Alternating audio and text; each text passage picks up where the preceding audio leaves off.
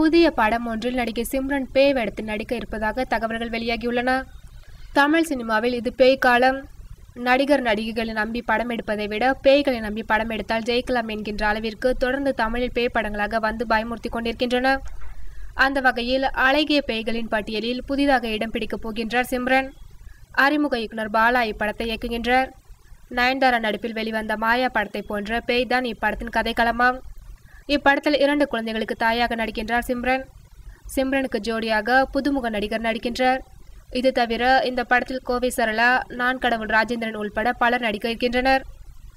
இந்த படத்தில் சிம்ரன் தான் பேயாக மற்றவர்களை மிரட்டுவார் என்றும், இல்லை பேய் தான் சிம்ரனை துரத்தும் என்றும் இருவேறு கருத்துக்கள் கூறப்படுகின்றன.